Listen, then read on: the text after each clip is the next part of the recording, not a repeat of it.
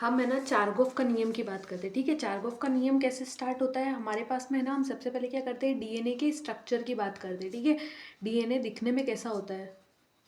ठीक है, तो हमने क्या देखा कि अपने पास में ना डीएनए जो होता है वो डबल हेलिकल होता है। ठीक है, ये डीएनए के दो हेलिक्स हो गए, ये डीएनए का एक स्ट्रैंड और ये डीएनए का दूसरा स्ट्रैंड। ठीक है, अब ये इसका जो एक स्ट्रैंड होता है ना, ये मान लो ये इसका एक स्ट्रैंड हो गया। ठीक है, एक स्ट्रैंड के ऊपर बहुत सारे न्यूक्लियोटाइड लगे हुए होते हैं। ठीक है, ये क्या हो गया, न्यूक्लियोटाइड हो गया। ठीक है, तो अपना जो डीएनए होता है ये बहुत सारे न्यूक्लियोटाइड से मिलके बनता है, न्यूक्लियोटाइड से मिलके बनता है। और ये जो पूरी चेन होती है तो ये एक पॉलीन्यूक्लियोटाइड चेन बनाता है, चेन। ठीक है, अब इस पॉलीन्यूक्लियोटाइड में क्या क्या चीज़ें आएगी। ठीक है, तो पॉलीन्यूक्लियोटाइड किससे मिलके बनेगा, न्यूक्लियोटाइड से मिलके बनेगा, न्यूक्लियोटाइड से मिलके बनेगा। अब न्यूक्लियोटाइड के अंदर क्या क्या होंगे, न्यूक्लियोटाइड के अंदर एक तो अपने पास में फॉस्फेट होगा। ठीक है, फॉस्फेट हो गया, पेंटोस शुगर होगा, पेंटोस शुगर हो गया। और तीसरी क्या चीज़ हो गई अपने पास में, नाइट्रोजन, नाइट्रोजन, नाइट्रोजन बेस। ठीक है, ये तीनों चीज़ें हुई। अब नाइट्रोजन बेस जो होते हैं वो दो तरह के होते हैं। ठीक है, एक तो होता है प्यूरीन, नाइट्रोजन बेस जो होते हैं वो दो तरह के होते हैं, एक तो प्यूरीन और एक पिरिमिडीन। ठीक है, अब ये बात करते हैं हम प्यूरीन, प्यूरीन कौन से होते हैं, पिरिमिडीन कौन से होते हैं। तो प्यूरीन जो होते हैं वो होता है ए और जी। ठीक है, ए और जी क्या होता है, प्यूरीन होता है। और पिरिमिडीन क्या होता है, टी और सी। ठीक है, ए जो होता है वो किसके इक्वल होता है, ए को क्या बोलते हैं, एडिनोसिन। ठीक है, एडिनोसिन किसके इक्वल होता है, थाइमीन के इक्वल होता है। किसके इक्वल होता है, थाइमीन के। और जबकि अपन बात करते हैं गुआनिन, जी को क्या बोलते हैं, गुआनिन, ये वाला जी, ये किसके इक्वल होता है, साइटोसिन के। ठीक है, और यहाँ से अपन पास एक फॉर्मूला बनाते हैं, चारगोफ करके जो साइंटिस्ट है इन्होंने फॉर्मूला दिया था कि अपने पास में जो प्यूरीन होते हैं वो किसके इक्वल होते हैं, पिरिमिडीन के। ठीक है, और प्यूरीन हमने अब क्या बोला था, ए और जी अपने पास में प्यूरीन है तो इनका एडिशन ये किसके इक्वल है, थाइमीन और साइटोसिन के इक्वल। ठीक है, और अब अगर हम इसको है ना यहाँ लेके आ जाएंगे तो यहाँ पर क्या स्थिरांक रह जाएगा। ठीक है, कांस्टेंट रह जाएगा। अब ये क्वेश्चन दिया है, क्वेश्चन से पहले हम एक नोट देख लेते हैं कि ना जो ये है ना प्यूरीन और पिरिमिडीन, ये वाला जो ये चारगोफ का नियम चल रहा है ना, ये चारगोफ का नियम सिर्फ डबल हेलिक्स डीएनए पे भी एप्लीकेबल है। बाकी है ना अगर हम सिंगल स्टैंड डीएनए की बात करते हैं तो उस पर एप्लीकेबल नहीं है। ठीक है, अब जैसे इसने एक क्वेश्चन दे दिया कि अपने पास में एक डीएनए का नमूना है, इसके अंदर टी की जो मात्रा है ना, टी मतलब थाइमीन, थाइमीन की मात्रा कितना है, 40 है ना, तो ग्वानिन की मात्रा कितनी होगी। तो हमने ये फॉर्मूला देखा था कि अपने पास में क्या होता है, A plus G is equal to T plus C. ठीक है, हमने पढ़ा था। अब इसने बोला थाइमीन कितना है, 40%, ये हो गया तो पूरा 50, और इधर भी 50 है तो इधर भी 50 होगा, तो ये कितना बच गया, 10 बच गया इधर। ठीक है, अब इधर कितना हो गया, इधर अब उनको पूछा कितना है, गुआनिन का पूछा है ना। और अपन ने क्या पढ़ा था, टी जो होता है वो किसके इक्वल आएगा, ए जो होगा वो किसके इक्वल होगा, टी के। तो ए टी के इक्वल होगा तो यहाँ पर भी 40 हो जाएगा। और सी किसके इक्वल होगा, जी के, तो यहाँ पर भी कितना हो जाएगा, 10 हो जाएगा। तो ग्वानिन का पूछा ना, तो ग्वानिन का 10 हो गया ना अपने पास में, तो ग्वानिन इज इक्वल टू 10। ठीक है, और एक चीज़ यहाँ पर एक ये भी देख लो कि टी जो होता है वो जुड़ा हुआ होगा ए के साथ, किससे, दो हाइड्रोजन बॉन्ड, इसको क्या लेंगे, दो हाइड्रोजन बॉन्ड। जबकि अपन बात करते हैं जी जो होगा वो जुड़ा हुआ होगा सी से, कितने हाइड्रोजन बॉन्ड से, 3 हाइड्रोजन बॉन्ड से। ठीक है, फिर हम बात करते हैं, एक हम कॉन्सेप्ट और देख लेते हैं कि अपने पास में डबल हेलिक्स थी। ठीक है, डबल हेलिक्स में बेस पेयर लगे हुए हैं, ये एक पूरा जो हेलिक्स बन रहा है ना, इस पूरे एक हेलिक्स के अंदर 10 बेस पेयर लगे हुए हैं। ठीक है, अब ये तो अपने पास, अपन ने बोला था ना अपने पास में शुगर होती है, अपन ने बात की थी ना अपने पास शुगर होती है, फॉस्फेट होता है। ठीक है, और अपने पास बेस पेयर होते हैं। ठीक है, बेस पेयर होते हैं। ठीक है, बेस पेयर में तो ये आ गए, और अपने पास में शुगर और फोस्फेट की बात करते हैं तो शुगर और फोस्फेट जो होता है वो अपने पास बैकबोन बनाता है, मतलब ये पूरी जो लाइन बना रहा है ये शुगर और फोस्फेट बना रहा है। ठीक है, ये मान लो ये शुगर और फोस्फेट ने बनाया, जबकि इसमें बेस पेयर जो होंगे वो ये बन गए। ठीक है, अब ये यहाँ पर ये मानते हैं ये 5 प्राइम से 3 प्राइम तक है। ठीक है, और ये किससे, हमेशा ये अपने एंटी पैरेलल स्ट्रैंड से जुड़ता है। ये कितना होता है 3 प्राइम से 5 प्राइम। अब ये 3 प्राइम और 5 प्राइम क्या होता है उससे पहले हम ये देख लेते हैं। ये जो है ये यहाँ पर जैसे ए लगा हुआ है तो इस तरफ क्या लगेगा, टी लगेगा। यहाँ पर अगर जी लगा हुआ है तो इस तरफ क्या लगेगा, सी लगेगा। और ये 2 बॉन्ड से जुड़ा हुआ है और ये 3 बॉन्ड से जुड़ा हुआ है, ठीक है, 3 हाइड्रोजन बॉन्ड से जुड़ा हुआ है।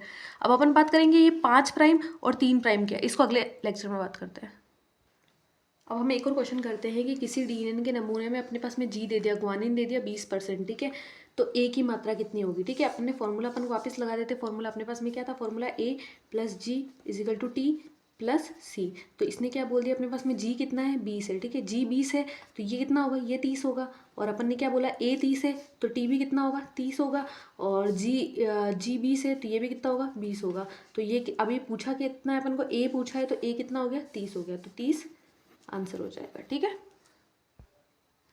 अब हम बात करते हैं सेंट्रल डोग्मा का सिद्धांत, ठीक है। सेंट्रल डोग्मा का सिद्धांत किसने दिया था, क्रिक ने दिया था, ठीक है।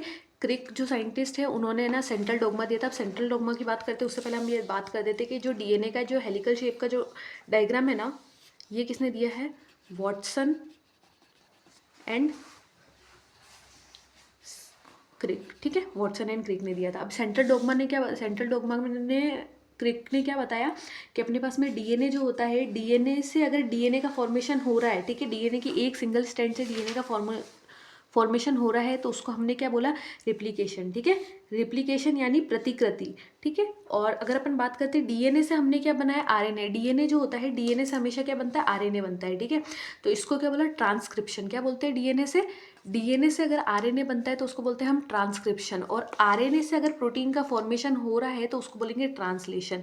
कभी कभी ये एक नॉर्मल ऑर्गेनिज्म की बात है, कभी कभी किसी वायरसेस में क्या होता है, वायरस में क्या होता है, आरएनए उनके अंदर जेनेटिक, अब नॉर्मल ह्यूमन बीइंग की या किसी ऑर्गेनिज्म की बात करें तो उसमें क्या होता है, डीएनए से हमेशा आरएनए बनता है, ठीक है।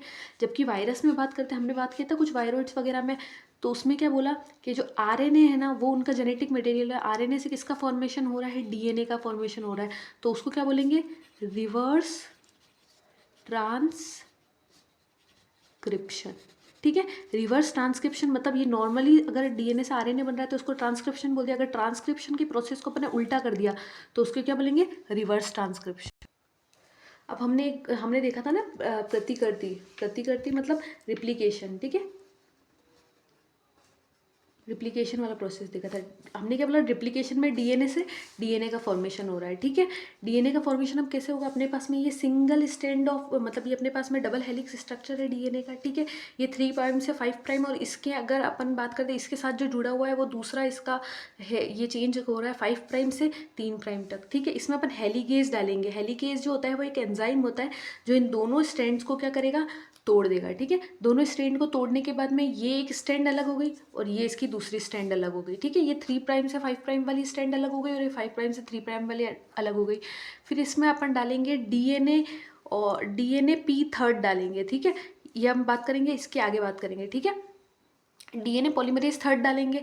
ये क्या करेगा, इसके अंदर है ना, अब इसके अंदर क्या करेगा, ये नई स्ट्रैंड का फॉर्मेशन करने लग जाएगा, ठीक है। अब नई मतलब इसके पास में ना अपन बात करते हैं, ये ना ओकीजा की खंड जो होते हैं, ओकीजा की, इसके पास में एक नई, क्या बोल रही हूँ मैं, इसमें है ना नए ओकोजाकी खंड बनना, फॉर्मेशन होने लग जाएंगे इनके, ठीक है। जैसे यहाँ पर ये एक खंड बना, दूसरा खंड बना, तीसरा खंड बना, फिर ये जुड़ के और एक नए हेलिकल का फॉर्मेशन कर देंगे। तो अब ये क्या हुआ, ये एक स्ट्रैंड था, इसने अपने नया अपने जैसे एक एंटी पैरेलल एक स्ट्रैंड बनाया और इसने एक नया डीएनए का फॉर्मेशन कर दिया। और जबकि ये दूसरा वाला स्ट्रैंड था, इसने भी अपने जैसा एक एंटी पैरेलल अपने जैसा लाया एक स्ट्रैंड, और इसने भी एक और डीएनए का फॉर्मेशन कर लिया, ठीक है। डीएनए जो होता है वो है ना उत्सरक्षी तथा असतत होती है, मतलब ये कभी रुकती नहीं है, ठीक है, असतत हमेशा चलती रहती है प्रोसेस, ठीक है। अब हम बात करते हैं ट्रांसक्रिप्शन। ट्रांसक्रिप्शन को क्या बोलते हैं, अनुलेखन, ठीक है। अनुलेखन में क्या होता है, हमने पढ़ा था डीएनए से किसका फॉर्मेशन होता है, आरएनए का फॉर्मेशन होता है। ये हमारे पास डीएनए हो गया, डीएनए से आरएनए का फॉर्मेशन हो रहा है, इसमें किसकी हेल्प चाहिए होती है, आरएनए पॉलीमरेज की, ठीक है। आरएनए पॉलीमरेज जो होता है, अगर फिर यहाँ पर इसने एक पॉइंट दिया है कि ना प्रोकैरियोटिक कोशिकाएं जो होती है ना, उसमें एक ही प्रकार का आरएनए पॉलीमरेज जो होता है वो सभी प्रकार के आरएनए का अनुलेखन कर लेता है, ठीक है। पर अगर हम बात करते हैं यूकैरियोट्स की बात करते हैं तो यूकैरियोट्स में क्या होता है, अपने पास में क्या होता है, आरएनए RNA पॉलीमरेज फर्स्ट होता है, सेकंड होता है और थर्ड होता है। सबके लिए अलग अलग होता है, पर इनके अंदर क्या होता है, एक ही प्रकार का RNA ने क्या कर दिया, सबको अनुलेखन कर दिया। ठीक है, हमने क्या बोला था पहले, DNA से अगर DNA का फॉर्मेशन हो रहा था तो हमने DNA से अगर DNA का फॉर्मेशन हो रहा था तो हमने DNA पॉलीमरेज का यूज़ किया था। ठीक है, अब DNA से RNA का फॉर्मेशन हो रहा है तो वहाँ पर हम किसका यूज़ करेंगे, RNA पॉलीमरेज का। ठीक है, यूकेरियोटिक कोशिकाएं जो होती है उसमें अलग अलग प्रकार का RNA पॉलीमरेज यूज होता है। जैसे मैंने बात किया, मैंने बताया था ना कि DNA से किसका फॉर्मेशन हो रहा है, RNA का फॉर्मेशन हो रहा है। ठीक है, इसमें किसकी जरूरत होगी, RNA पॉलीमरेज की जरूरत होगी, RNA पॉलीमरेज। अब इसमें अगर अपन को RNA बनाना है, मतलब राइबोसोमल RNA बनाना है DNA से, तो हम RNA पॉलीमरेज फर्स्ट की यूज़ लेंगे। और अगर हमें mRNA बनाना है, मतलब मैसेंजर RNA बनाना है, तो हम क्या करेंगे, RNA पॉलीमरेज सेकेंड का यूज़ लेंगे। और अगर हमें tRNA बनाना है तो हमें किसका यूज़ लेना पड़ेगा, RNA पॉलीमरेज थर्ड का यूज़ लेना पड़ेगा। ठीक है, अब हम बात करते हैं अपने पास में, हम DNA और RNA में क्या डिफरेंस होता है। ठीक है, RNA और DNA क्या होती है, ये पेंटोज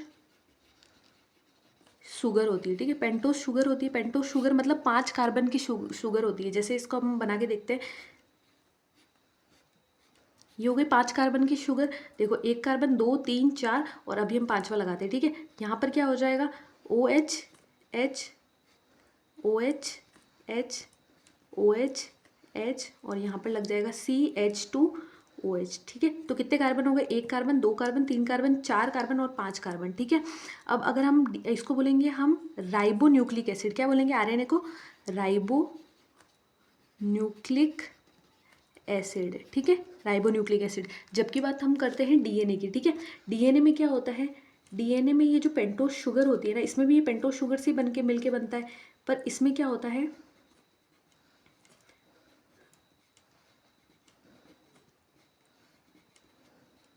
ठीक है, इसमें क्या होता है, यहाँ पर जो OH होता है ना, वो OH हट जाता है। OH हटने की वजह से यहाँ पर ऑक्सीजन ग्रुप हट गया, तो हमने इसको क्या बोल दिया, डी ऑक्सी, मतलब एक ऑक्सीजन निकल गया। ठीक है, D oxy ribo nucleic acid. ठीक है,